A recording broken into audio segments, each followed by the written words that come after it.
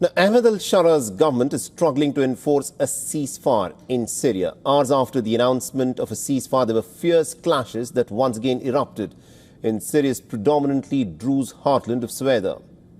Renewed violence in Syria between the Druze militia and the Bedouin tribes is threatening to deepen the divisions in a country that is still recovering from a bruising civil war. Just hours ago, the Syrian interim president Ahmed Al-Sharaa announced a ceasefire with Israel, but there are still sounds of gunfire that are echoing in the streets. The tribal fighters have converged on Sweda from other parts of Syria in order to support the Bedouins, and these are some of the images of the Syrian tribal fighters firing towards the Druze faction positions.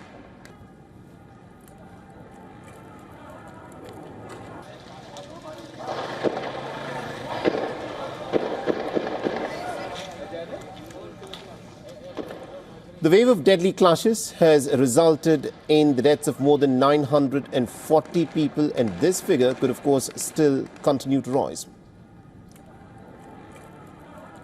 Now, convoys of tribal fighters fired celebratory shots upon their arrival in the Druze heartland, vowing to wage a fight against the top Druze cleric, Al-Hijri, and his followers.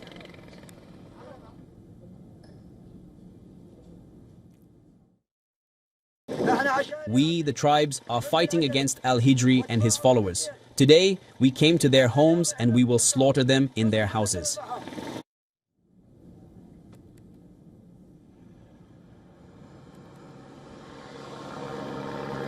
Amidst the renewed fighting, the Syrian government forces are being redeployed to southern province of Sweda. The convoys of security forces were seen on the highway between Damascus and Dara in the south. The ceasefire was supported by the United States and was embraced by Turkey, Jordan and also Syria's neighbors.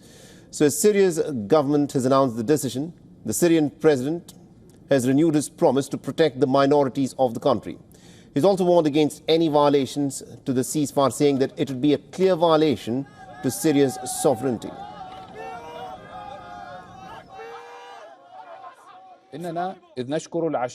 The Syrian state is committed to protecting all minorities and sects in the country and is proceeding to hold all violators accountable from any party. No one will escape accountability. We disassociate ourselves from all the crimes and transgressions that have occurred, whether from inside Sweda or outside it. We emphasize the importance of achieving justice and applying the law equally to everyone.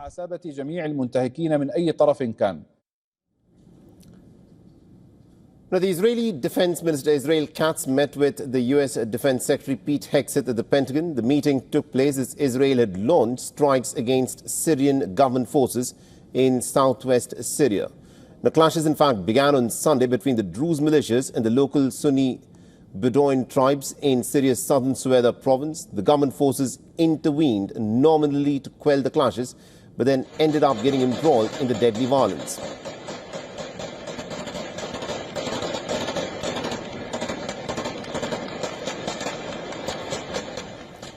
Now, the Druze form a substantial community in Israel as well, where they are seen as a loyal minority and often serve within the Israeli military. Time and again, Israel has vowed to protect the Druze community. Now, Israel intervened in the defense of the Druze, launching dozens of airstrikes on the convoys of government fighters and even striking at the Syrian Defense Ministry headquarters in central Damascus. This is what Netanyahu claims that his intervention in this war has been to protect the Druze community within Syria. All right, now joining us on the broadcast, we've got Professor Giorgio Cafero, who's a professor at the Georgetown University and the CEO at Gulf State Analytics. Professor, thank you very much indeed for joining us here on WION. Now, Syria happens to be a very complex society with many ethnicities, sects, and also people who practice different religious faiths.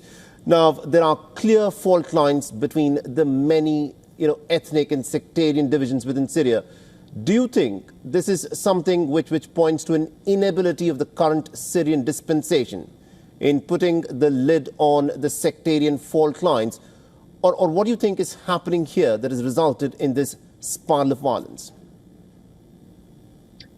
Thank you. Really great to be back on your network. The past week of ugly sectarian violence in southwestern Syria has been very depressing, very unfortunate. I think it confirms the fact that after the Assad regime fell and the HTS-led rebel coalition took over Damascus and many other parts of Syria, one could argue that the civil war in Syria has not resolved. And given the background of HTS as the Al-Qaeda affiliate inside Syria, many of the minority communities are obviously not comfortable with this new authority, this new Islamist authority in Damascus. They simply do not trust the Al-Sharaa government, and the sectarian temperatures remain very high in Syria. We saw back in March what happened with the killings of many Alawites on the western coast of Syria.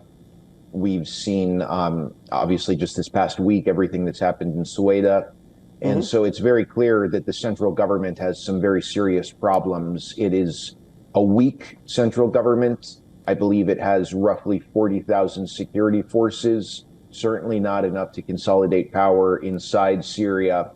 And if the country is going to be able to unite under a central authority in Damascus, the Al-Sharaa government will have to do a better job in terms of earning the trust of different minority communities.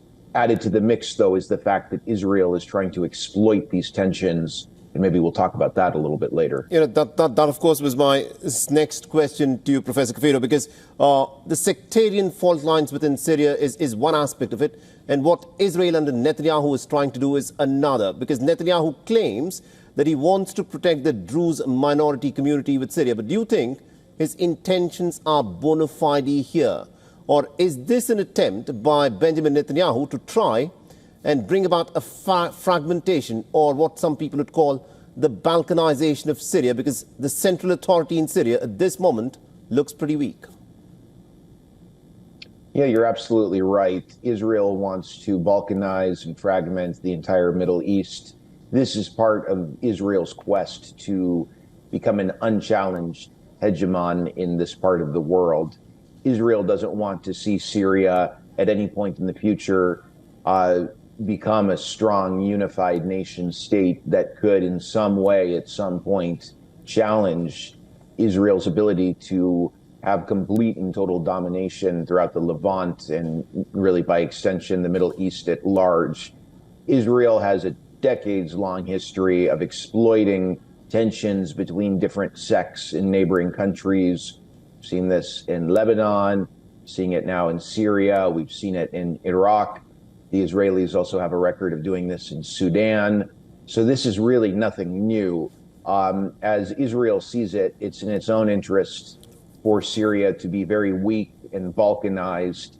And so taking advantage of these very real tensions between minority communities and the relatively new government in Damascus is an opportunity to strengthen Israeli domination, the dominant position of Israel in the region.